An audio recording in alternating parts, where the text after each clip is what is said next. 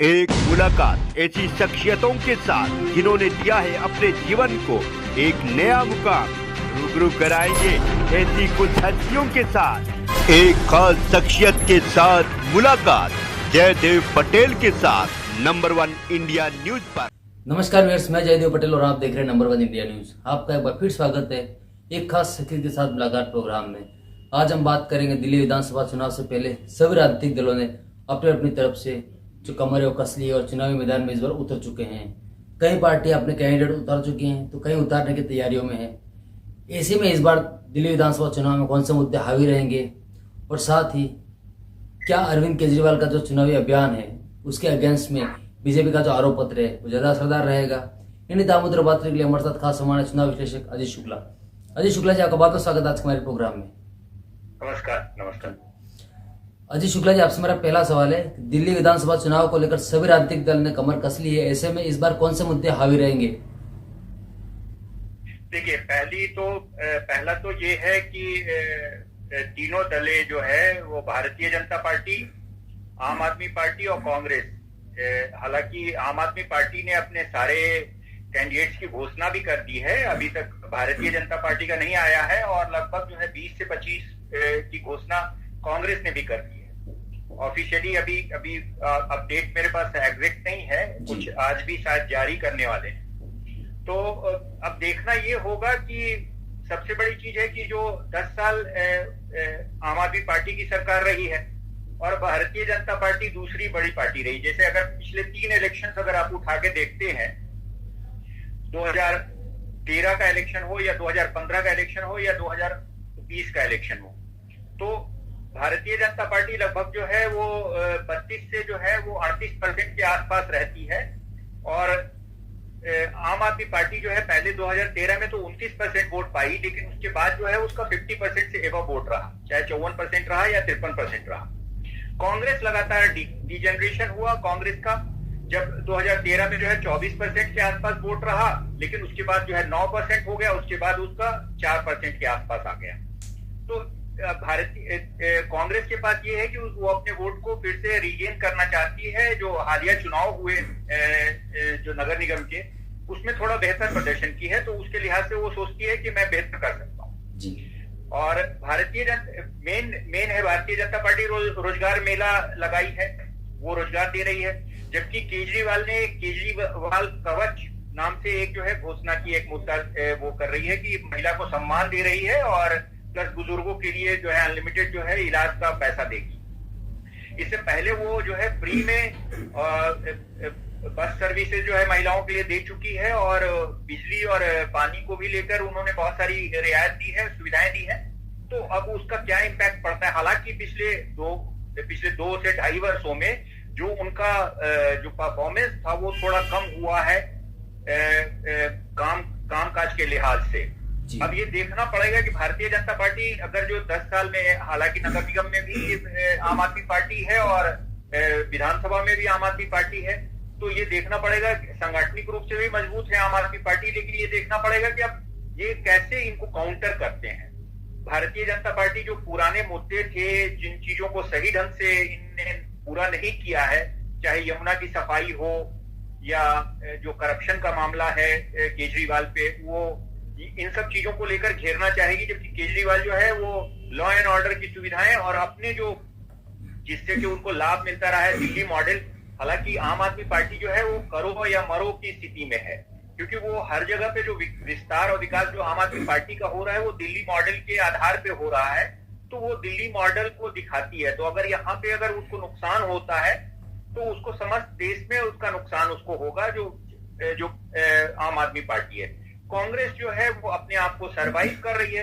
हालांकि जो है 11 ऐसी सीटें हैं लगभग जो 70 सीटों में, जिसमें कभी भारतीय जनता पार्टी नहीं जीती है, या कांग्रेस जीती है या आम आदमी पार्टी जीती है। उसमें 4 या 5 सीटें शायद मुस्लिम बहुल हैं, और ये देखना होगा। बीजेपी का ये दाव है कि वो उन सीटों पर आक्रामकता से जीतना चाहती है, उसके लिए अपनी रणनीति बना रही है। जबकि भारतीय जनता पार्टी जो है वो अपने बड़े नेताओं को भी चुनाव लड़ाना चाहती है, जिस तरह से मध्य प्रदेश में उन्होंने लड़ाया था। और केजरीवाल जो है जो गुजरात में जिस तरह से उन्होंने एक कार्ड दिया था बेनिफिशियरीज के लिए, बेनिफिशियरी स्कीम के लिए, उसी तरह के कार्ड का जो है वो रजिस्ट्रेशन शुरू कर चुके हैं। तो पहले से वो कुछ फ्री दे रहे हैं, कुछ काम हुए हैं, कुछ काम नहीं हुए हैं। हालांकि साफ सफाई वगैरह को लेकर भी जो है बहुत ज्यादा असुविधा है लोगों में। लेकिन केजरीवाल जो है 50% से एवं दो विधानसभा चुनावों में जो है 50% से एवं वोट लाए हैं, तो उनको नजरअंदाज नहीं किया जा सकता है। दूसरा, उन्होंने 70 जो विधानसभा क्षेत्रों में अपने उम्मीदवारों की घोषणा कर दी है, उसमें लगभग जो है वो 30 सीटों पर उन्होंने एक्सचेंज किया है। 2 सीटों पर एक्सचेंज किया है। सिसोदिया को जो है उसका सीट चेंज किया है, उनको जंगपूरा से लड़ा रहे हैं, पहले पटपटगंज से लड़ रहे थे, और राखी बिरला का सीट चेंज किया है। तो अब ये देखना पड़ेगा कि आगे जो है, अभी भारतीय जनता पार्टी का लिस्ट नहीं आया है उम्मीदवारों का, तो उनके उम्मीदवारों के लिस्ट आने के बाद ये समझ में आएगा कि किस तरह से चुनाव होते हैं। हालांकि जो पॉपुलर परसेप्शन है वो थोड़ा आम आदमी पार्टी के प्रति है, लेकिन चुनाव बहुत दिलचस्प होगा। जो आम आदमी पार्टी ने जो वोट को कैटर किया पिछले 3 चुनावों में, वो उसमें बहुत बड़ी संख्या जो है वो कांग्रेस की थी। अगर कांग्रेस मजबूती से लड़ती है और अगर वो वोट शेयर उसका बढ़ता है, तो उससे सीधा फायदा जो है भारतीय जनता पार्टी को होने की संभावना है। जी अजय शुक्ला जी, अगर हम बात करते हैं दिल्ली विधानसभा चुनाव की, तो ऐसे में अरविंद केजरीवाल का चुनावी अभियान वर्सेस बीजेपी का जो आरोप पत्र है, कौन ज्यादा असरदार रहेगा?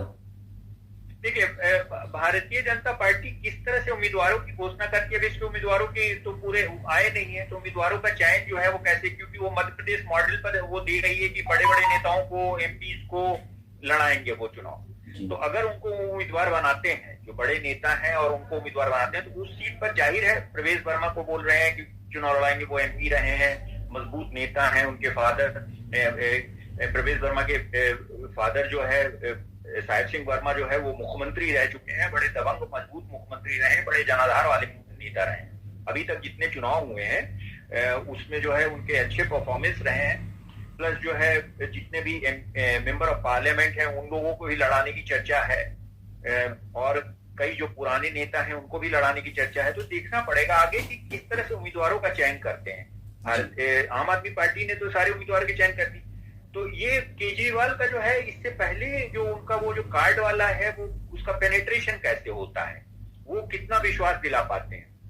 भारतीय जनता पार्टी अपने जो उनकी घोषणा है, या जो 10 सालों का एंटी इनकम्बेंसी उसमें जो काम नहीं हुए, यमुना सफाई की बात हो, या जो है पानी खराब जल आपूर्ति की अव्यवस्था है, इन सब चीजों पर कैसे आम आदमी पार्टी को घेरती है, और आम आदमी पार्टी जो है वो किस तरह से अपने चीजों को डिफेंसिव होते हुए और नई चीजों को कैसे वो बताती है, उसका पेनिट्रेशन कैसे होता है, पर्कुलेट कैसे करता है आम जनता के बीच में, आम जनता रिस्पॉन्स कैसे देती है, इस पर निर्भर करेगा।